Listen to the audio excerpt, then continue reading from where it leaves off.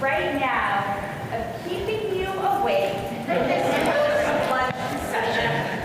Now, this training isn't going to teach you to be a subject matter expert or build specific technical skills. Instead, we'll be sharing principles created by legislative staff for legislative staff across the country, regardless of your role or party affiliation. Now, a principle isn't exactly a tip or a best practice. It's a fundamental truth.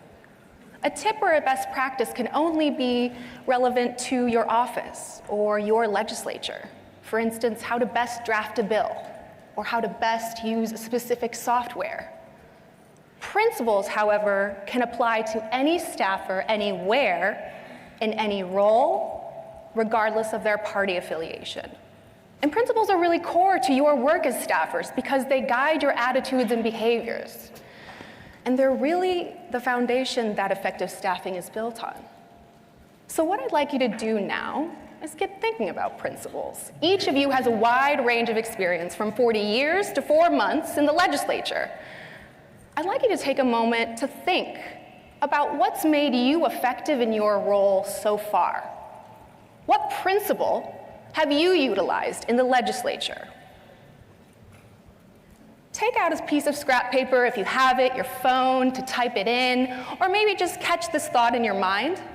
But take a moment and think about that. What principle do you use in the legislature?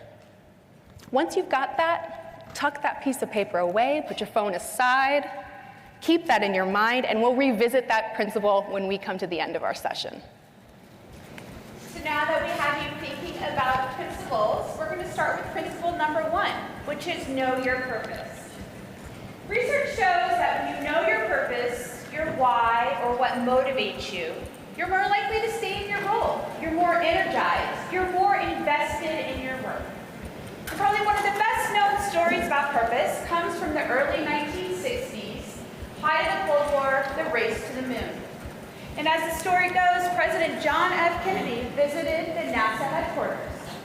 And as he was walking through the building, he saw a man down the corridor.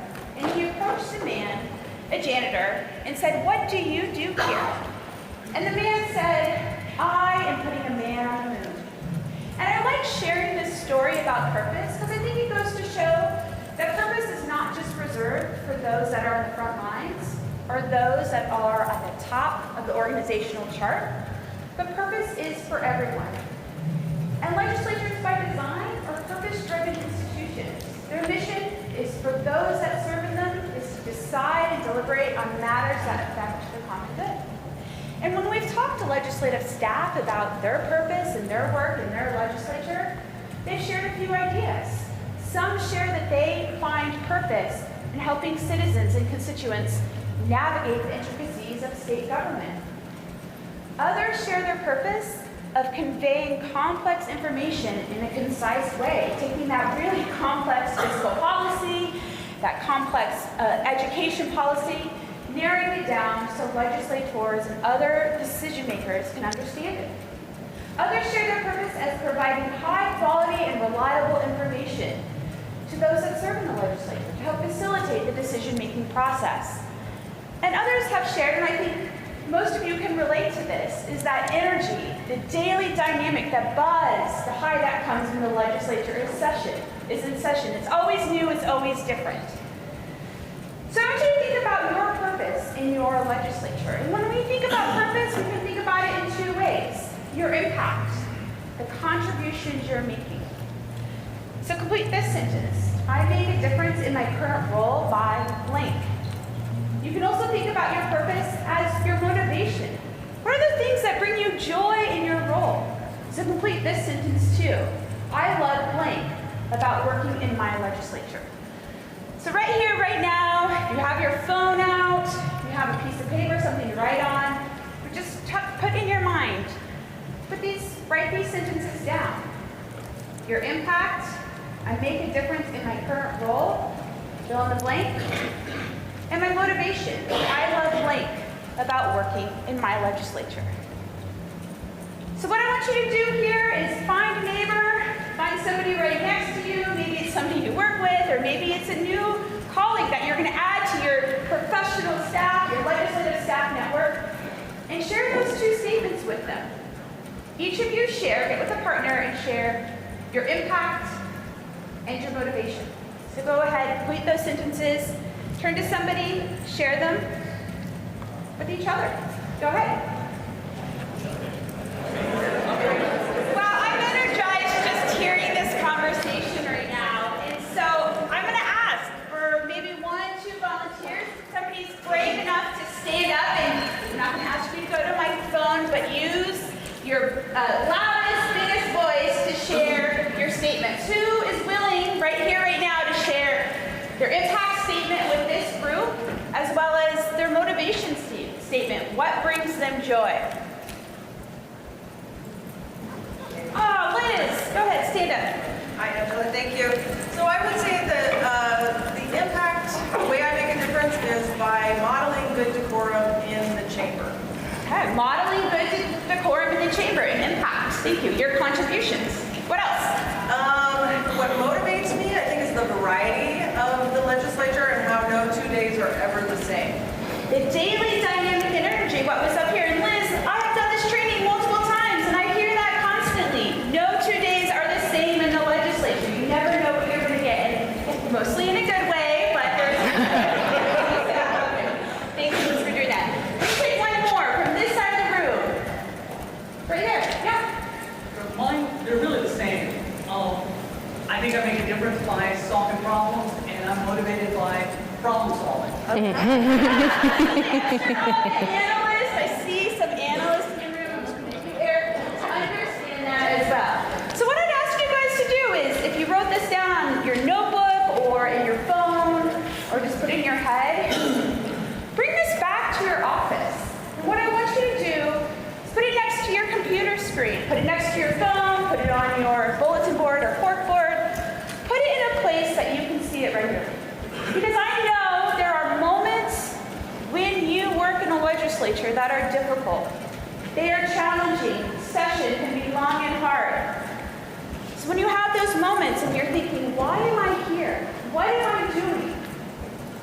Look back at those statements. Your impact, those contributions you're making in the legislature, and what motivates you, the things that bring you joy.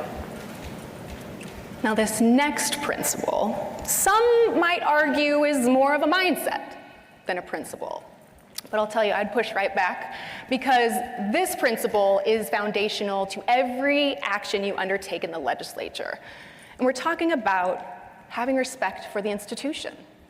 Without respect, you risk cultivating a negative mindset that's harmful not only to your work, but to the institution itself.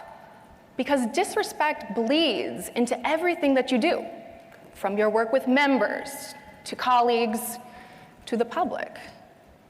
As a leg staffer, you are a part of the institution, and you represent the legislature. And it's your duty to demonstrate respect for it. Now, respect starts with your conduct, those actions and behaviors that demonstrate respect. NCSL's Model Code of Conduct for Legislative Staff helps guide conduct to legislative staff and their service to the institution. And we can see one example of this guidance here is that all legislative staff have the obligation to be loyal to the legislature as an institution. And if you started reading all that fancy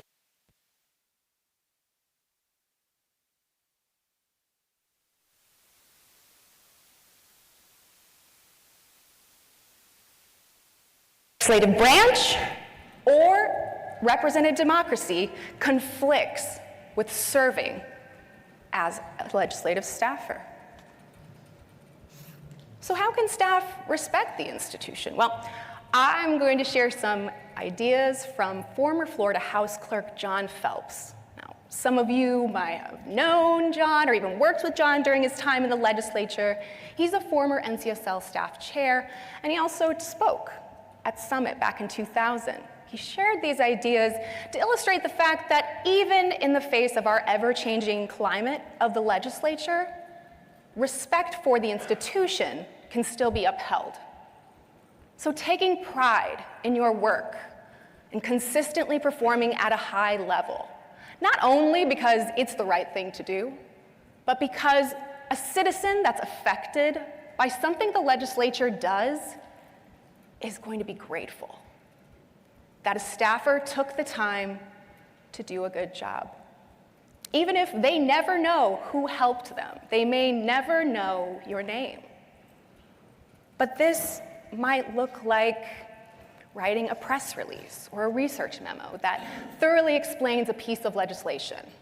Or maybe it's supporting constituent needs with SNAP, unemployment, or driver's licenses. Respecting the process means that while we may not agree with its processes, we may not find it perfect, it served state legislatures for over 400 years. It's ours, not only to be preserved, but to be cherished. And demonstrating professionalism, civility, decorum means that you understand that your actions, behaviors, communications all directly reflect on the institution, on the legislature. You are working on behalf of your members, and to a greater extent, on behalf of their constituents.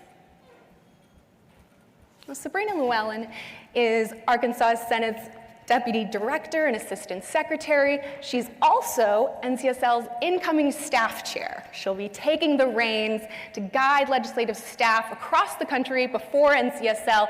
And here's her take on respecting the institution. Nothing I do is small. Everything matters to someone, somewhere. So, every letter, every phone call, every email, every process, every transaction that I'm facilitating for the day, it matters. And I see it. Everything matters to someone, somewhere. This quote really captures the spirit of respecting the institution. Pride in your work, performing at a high level consistently, professionalism, respecting the process. So now I'd like you to think about your conduct. What actions do you take that demonstrate respect in the legislature? Maybe that's having pride in your work. How do you show professionalism? Again, take out that sheet of paper, take out your phone and type that in, catch that thought in your mind, take 30 seconds and think about how you demonstrate respect.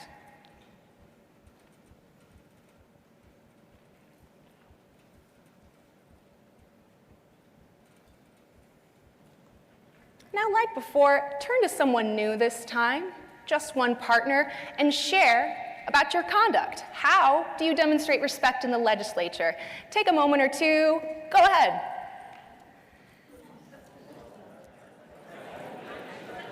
Boy, we certainly appreciate your participation. Thank you for engaging and truly getting into this. So I would love to hear a few examples. How do you demonstrate respect? Yes. I work in constituent services for the state of Alabama, and the way that I respect my institution is that whenever a representative asks me to reach out to a constituent, or we just get a call to our number, I just always make sure that that person feels heard, that I listen to exactly what they want to say. Sometimes it could just be somebody who's upset about something that was passed in our chamber, and other times it's just connecting them to the right resources, or just making sure that they know that their representative listens and wants to know what they're going through, and I just pass it along and just make sure that they understand that we as an institution are there for them. Absolutely, providing service and care to your constituents on behalf of your member. Absolutely, thank you. Who else can share? Yes, thank you. I work in the clerk's office for the state of Georgia, so we're nonpartisan, and we help everyone the same, no matter who you are, what you need. And we take pride in that. Absolutely.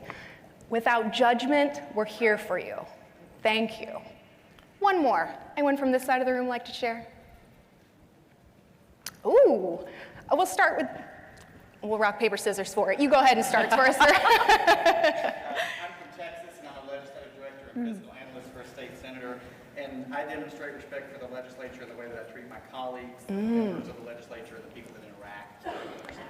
Absolutely, that's where it starts, right? With the people that we work most closely with. They start to pick up on that, and it almost starts to rub off on them as well. Yes, sir. I'm a legislative assistant from Washington, and when I speak with constituents, I try to speak in more plain English and take the acronyms out of it, because I feel like that can kind of be a barrier for understanding for a lot of people, and I try to explain it in a conversational way, and I feel like that shows how we are in service to the community, to the constituents, and we're accessible to them. Absolutely.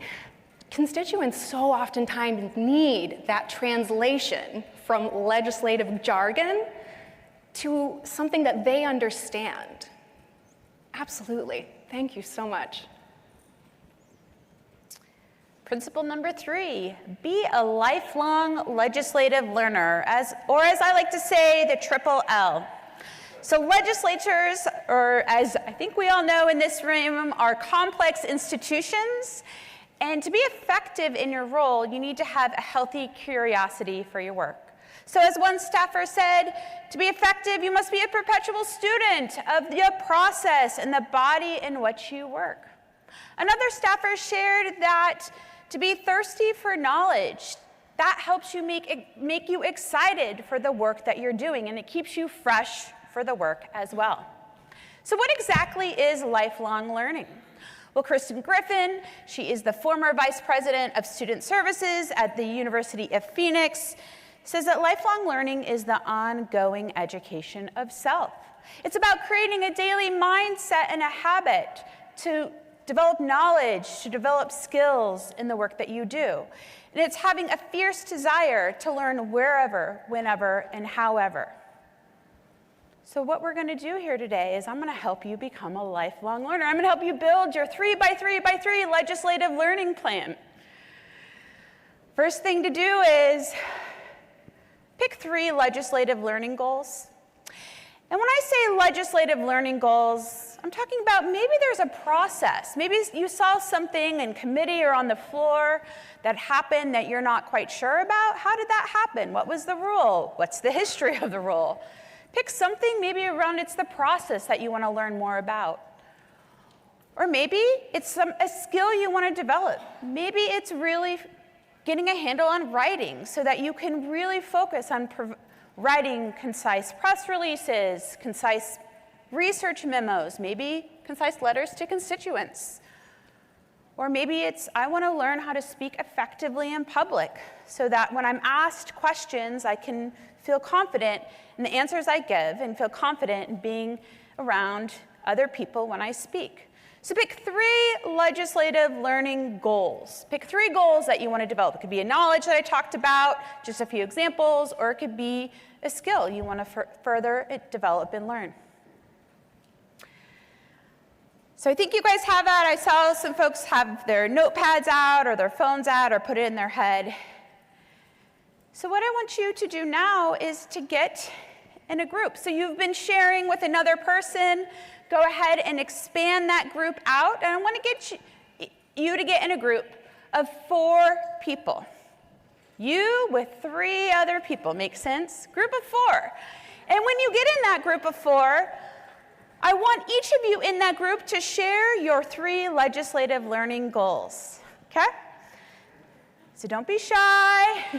Go ahead. It's all about networking here at the summit, building your professional network. Get in a group of 4 people. No more than 4. All right, let's bring it back together.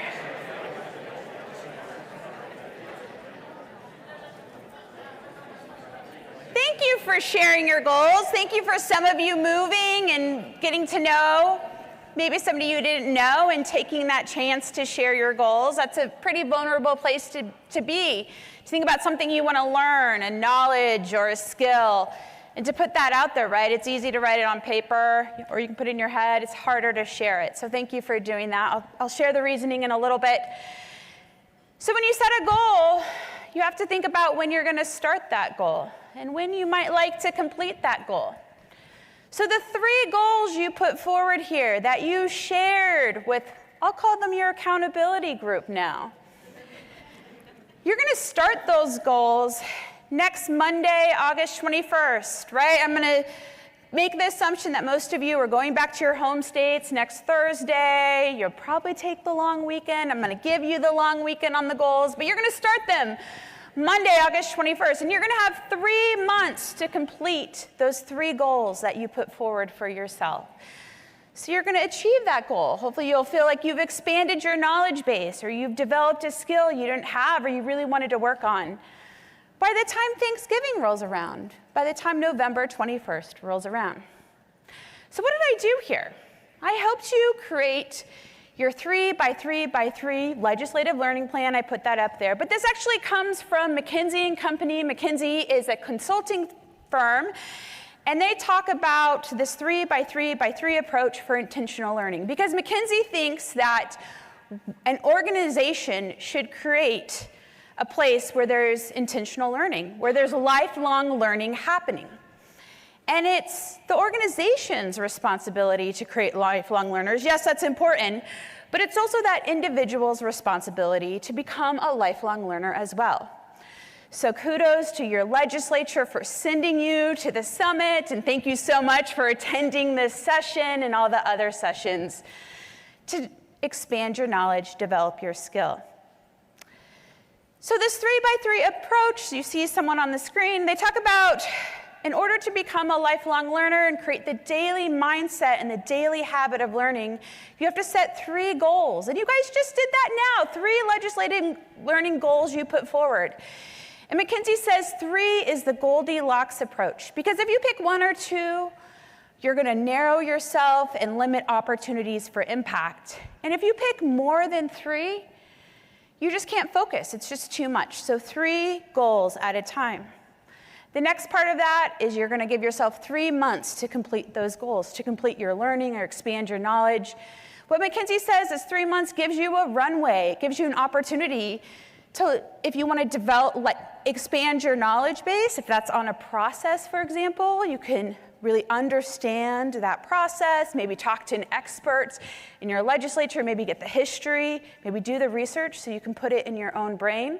If that's a skill you want to develop, gives you time to go to NCSL's Video Resource Center and see what might be available to you. Gives you time to go to LinkedIn Learning or read something that may be helpful to you in developing that skill. And guess what? In that 3 months, you can also practice it. And guess who you can practice that skill with or talk about your new knowledge with? Yes, those 3 people, those people that are sitting right next to you, your peers, your colleagues across the country. You now have 3 people in your Rolodex, 3 people that will help you be accountable. And they're here for you. They're not here for anything else but to help support you. Because research shows that when you socialize your goals, when you share it with somebody else, they can help you meet those goals. They can make you accountable to achieve those goals. And as I said, you can practice what you're trying to learn with them. Somebody that can be your coach, can be your listener, can talk to you about blind spots, maybe things that you don't see. Maybe they don't know what's happening in your legislative environment. That's okay. But they're there to support you and to be there to help you grow professionally. So your 3x3x3 legislative learning plan, you can start it today, end it in November, then you can create a new 3x3x3 legislative learning plan to become that lifelong legislative learner. Principle 4 is maintaining your credibility. Credibility means that you are worthy of being trusted. And in any legislature, trust is the coin of the realm. It's the currency. Credibility permeates every action and task that you undertake in the legislature. Now, leadership consultant John Maxwell likes to describe credibility as a metaphor for money in the bank. He says that when you have credibility, you're solvent. You have the ability to conduct meaningful transactions that further your work. And people want to actively invest their trust in you more. But on the flip side, without credibility, you're bankrupt. You have no currency to conduct meaningful transactions, and people will actively divest or keep their trust from you. So I'd like you to think about what credibility means to you. Take out that piece of paper, take out your phone to type in, keep that thought in your head, and think for a moment, what does credibility look like to me, mean to me? Take a moment now and silently reflect, either writing that down, typing that in, keeping it in your mind.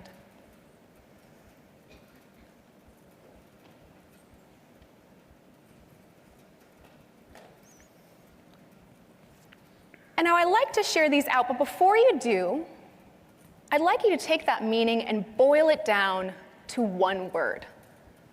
One word that encapsulates what credibility means to you. Think for a moment, boil that meaning down. And then you know what, it's day 2 of Summit, we're all friends, just shout it out. Once you've got your one word, I'd love to hear it. Trust, reliable, integrity, ability, what? Accountability.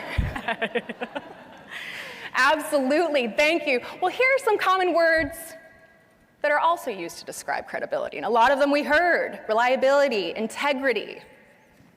So if you're wondering, why does credibility matter? Because it's your honesty on the line. It's your dependability on the line. It stands for more than just your credibility, it's your character. It's how people can trust you. So now, thinking about your credibility as currency, I'd like you to consider the 2 questions on the screen. One, how can you cultivate credibility within the legislature? How can you get it not only to be maintained, but to grow that bank account? Maybe that's by showing customer service or anticipating needs. And then question 2, what can you do to lose credibility in the legislature? Is that breaking decorum? Breaking confidences? Think to yourself for a moment about these 2 questions. Writing it down, typing it in, keeping it in your mind.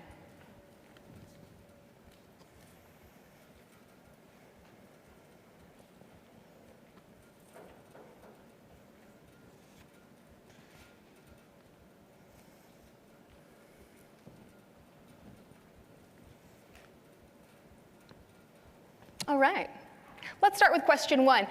Who can share how you could cultivate credibility in the legislature? Yes. Being dependable, absolutely. What might that look like? Well, it depends on your role, but getting your tasks done effectively and quickly and correctly. And, performing at a high level always, kind of like we said. When you're dependable, you do what you say you'll do. Thank you. How else can we build credibility in the legislature? Yes? Keeping confidences. Keeping confidences, absolutely. Timeliness. Timeliness, absolutely. What does timeliness show people?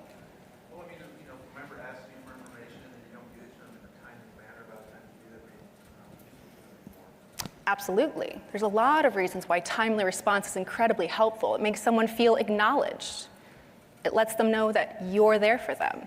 I saw a hand over here. Did you want to? I was going to say being honest about your deficits. So when you're struggling and asking for questions, asking questions from other people that you trust, I feel like that being honest in that way.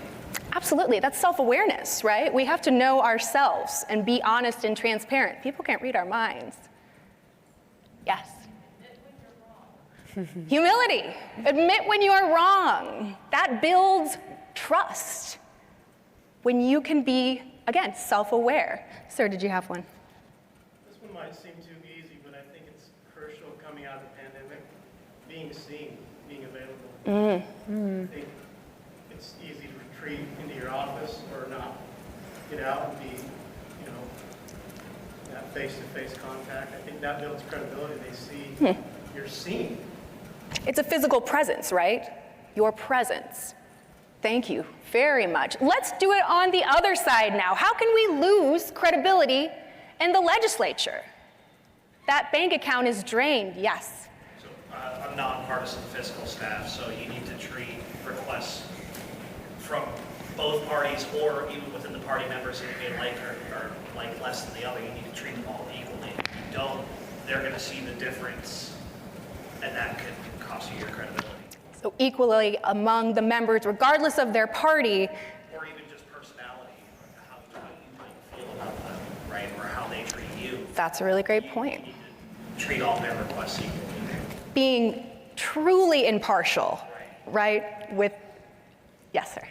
Not being a team player. In my office, I work with 3 other people, and we will often come together on projects. Like we had a special session recently in the Alabama State Legislature, and last minute, a member came in and asked if we can get him about 30 tributes ready that we had to custom made, and so we came together as a team and worked together. If one person wasn't willing to help, we wouldn't have been able to get that done as quickly as we did.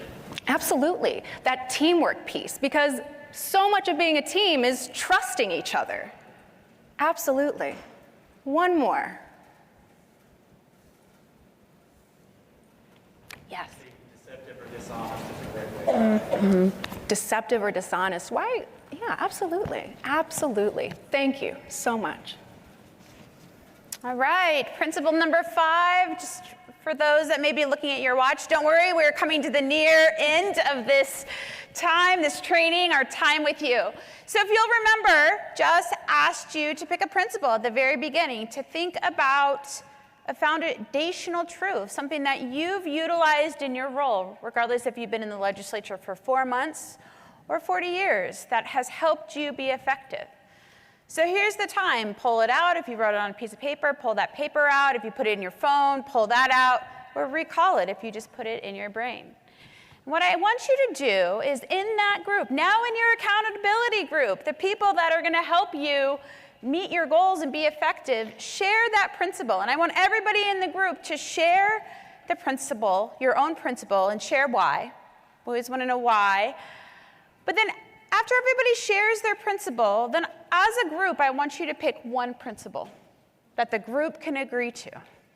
So your instructions are get in your small groups again, everybody share their principle, share why you selected it, and then once everybody's shared as a group, collectively pick one principle that you think your group can agree on about being effective in the legislature. Go ahead.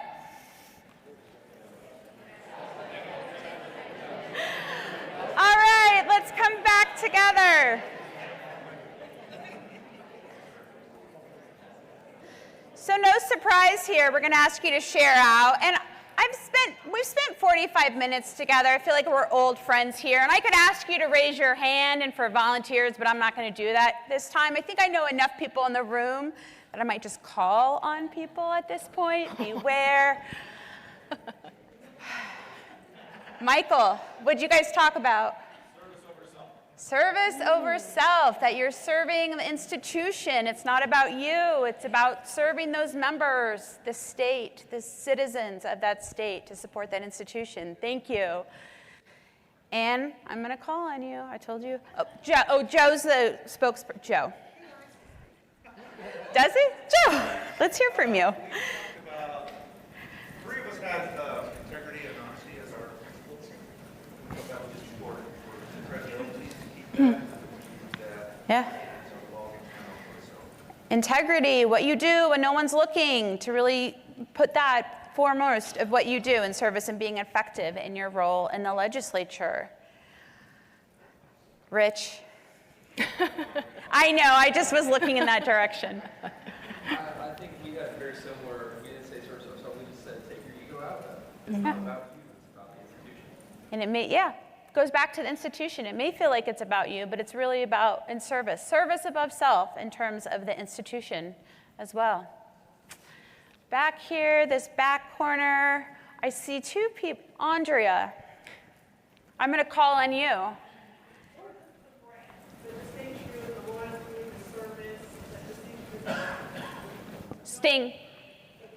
The brand.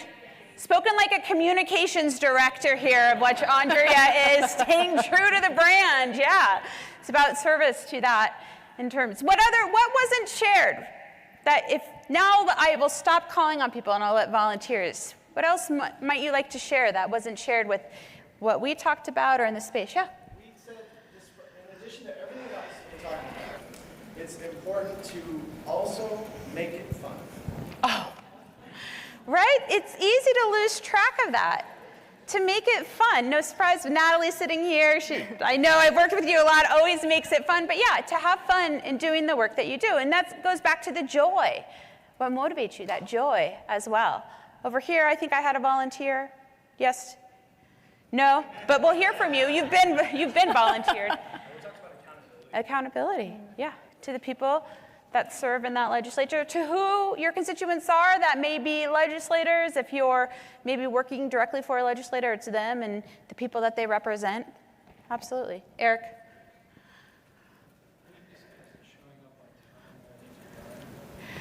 We'll share more. I wasn't going to call you out, but you called out yourself. So just transparency with the teacher. I appreciate that, Eric. Yeah, being on time, showing respect. Not that you didn't, but like, no. But humility. But look, you're now sitting in the front of their class, too. Yeah, I know. There you go. Thanks for sharing, you guys. Lots of great principles that were shared today, in addition to the ones that came from your peers across the country. So in sum, 5 principles to cultivate, to know your purpose, what your impact is, the way you contribute, so important in the legislature, as well as what motivates you, what brings you joy, what's fun about the role. It's important to remember that. To respect the institution, nothing you do is small. Everything matters to someone, somewhere. Think about that. The respect, your actions, behaviors to guide your conduct and how you serve in your role. The triple L, I like to call it, becoming a lifelong legislative learner. I've hopefully set you on this path, creating this 3x3x3 legislative learning plan, this idea of creating a daily mindset and habit to learn whenever, wherever, however the legislature is your classroom. I'm sure those that have worked in a legislature for a long time, I hope that they would say there's still a lot to learn. There's still a lot to learn. And then maintaining your credibility. It's an investment in you as a legislative professional. That credibility in your work in the legislature. And then all these principles that your colleagues and peers have shared here today. Lots of them that you can further cultivate. So to cultivate is to apply oneself to improving or to acquire or develop a skill or a quality. To cultivate is to focus on yourself. It's to nourish what you have. And it's to develop and grow and making a commitment to that growth as well. Take a deep breath. So I want you to think about this. Out of the principles that have been shared with you today, the 4 that we presented to you, or the other one that your colleagues have also shared, what's one that you want to further cultivate? To nourish, to focus on, to develop and grow. And I want you to reflect on that. Pick the principle, reflect on it. I'm not going to ask you guys to share, and we've done that. Because reflection is the fertilizer for growth. So take that time. I'm going to give you just about 5 seconds here. Pick the principle. Pick a principle you've encountered today, something you want to cultivate, focus on. Develop, grow, nourish. Make a commitment. When you leave this room and you think about those learning goals or the respect or knowing your purpose, make a commitment as you leave to focus on that when you return to your office. And I want to wrap up and share with you one of my principles and the work that I've done here within CSL, along with my colleague Jess, is gratitude. I am grateful for the work that you do in our legislatures, supporting representative democracy and the institution. So thank you for your time.